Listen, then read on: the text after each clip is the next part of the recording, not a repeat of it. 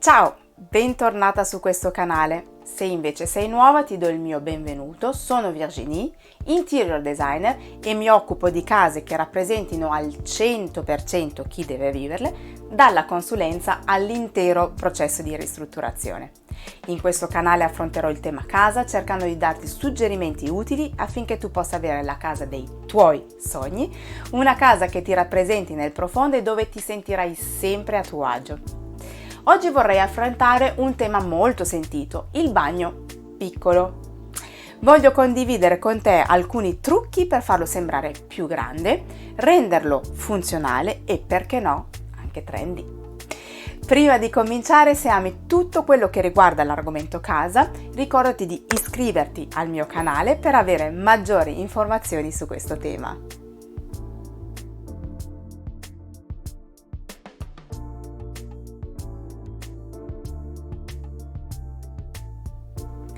Avere un bagno piccolo è davvero un problema e nelle case che ne hanno due, spesso e volentieri almeno uno dei due è davvero piccolissimo e magari anche senza finestra. Il bagno piccolo è un ambiente davvero sfidante da progettare, ma con alcuni piccoli trucchetti lo si potrà far sembrare più grande, rendere funzionale e anche decisamente di tendenza.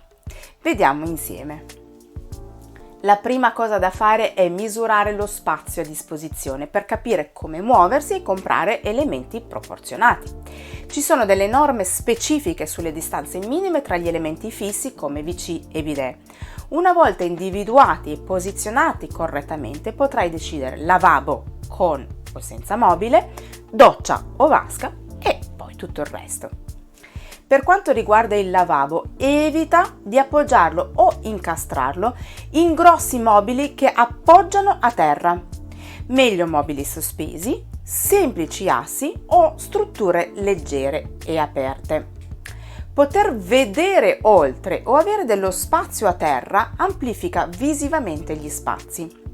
Ricorda che non c'è una misura minima per il lavabo, tutto dipenderà dall'uso che ne fai dalle tue esigenze. In caso di un bagno secondario, un lavabo dalle dimensioni ridotte potrebbe davvero fare la differenza. In caso di lavabo più grande, comunque attenzione alle proporzioni con lo spazio a disposizione. Magari basta anche solo fare attenzione alla forma. Un lavabo arrotondato potrebbe essere più funzionale di uno squadrato. Una volta individuate le posizioni degli elementi fissi, allora potrai scegliere il resto come materiali, colori che possano aiutare ad ingrandire visivamente il bagno. Può sembrare sciocco, ma avere la rubinetteria direttamente a muro ti permette di liberare spazio recuperando quei centimetri dove è ancorato il rubinetto.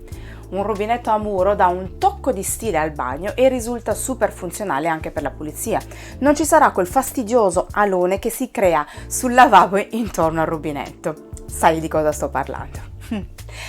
In caso di lavabo tipo ciotola, passami il termine, appoggiato ad un mobile o a un asse, puoi anche mettere il rubinetto lateralmente. Per far sembrare un bagno più grande, il trucco è di usare pochissimo contrasto con i colori. Colori chiari illumineranno e daranno molto respiro al bagno. Tutto dovrà essere chiaro. Muri, elementi, mobili e dettagli come maniglie. Questi ultimi illumineranno ancora di più se avranno una finitura lucida. Con chiaro non intendo bianco per forza di cose, ma anche nell'utilizzo di un qualunque colore, usalo nella versione chiara ed desaturata. Anche le tende chiare e leggere, magari a pacchetto e semi tirate su, è un piccolo dettaglio che allargherà subito otticamente lo spazio. Devi però sapere che non sei costretta ad utilizzare per forza tonalità chiare. Sembra assurdo, ma i colori molto scuri, soprattutto in bagni senza finestre, danno un senso di profondità, dando l'illusione quindi di uno spazio più grande. Il trucco, anche con i colori particolarmente scuri, è di usare pochissimo contrasto. Tutto deve essere scuro, fatto salvo i sanitari se non vuoi.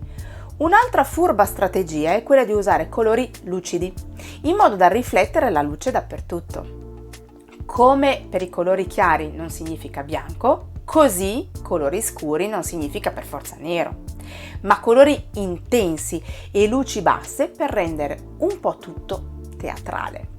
Quanto più possibile sarebbe ideale avere un box doccia o box vasca senza intelaiatura, perché questa crea una barriera.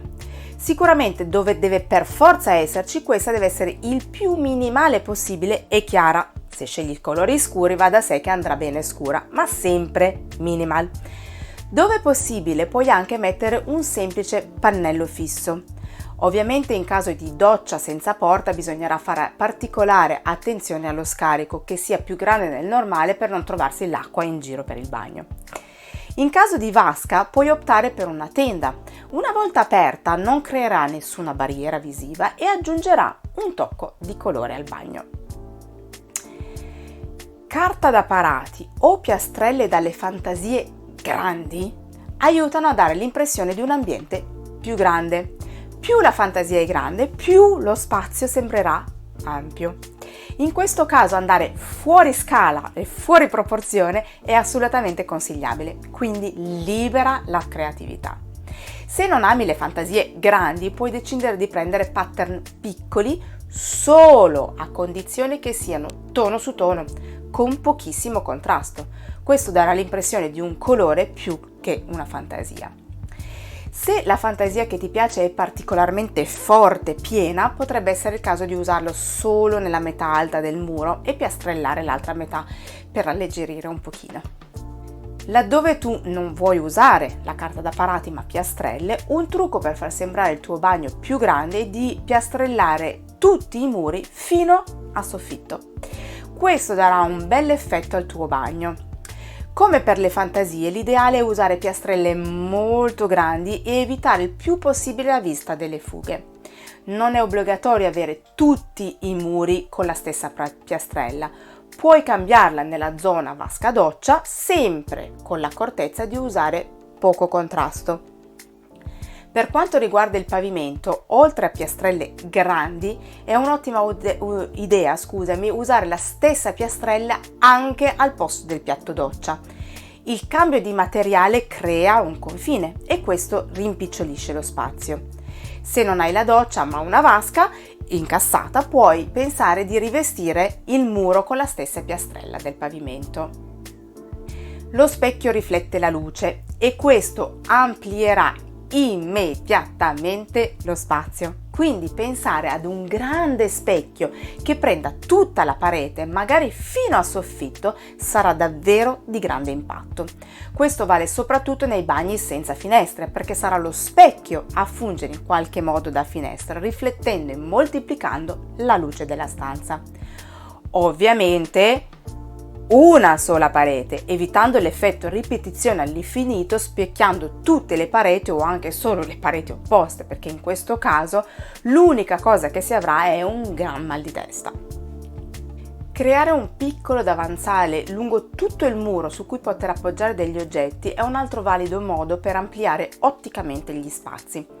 Lo so, può sembrare controintuitivo perché di fatto significa rimpicciolire di qualche centimetro, ma avere spazio dove appoggiare magari un quadro o comunque pochi oggetti decorativi ben scelti darà davvero l'illusione di un ambiente più grande. Per quanto riguarda i mobili contenitori invece, quelli dovranno essere ben chiusi. In un bagno piccolo le cose a vista come asciugamani e contenitori, anche se ben sistemati, creano disordine e rimpiccioliscono.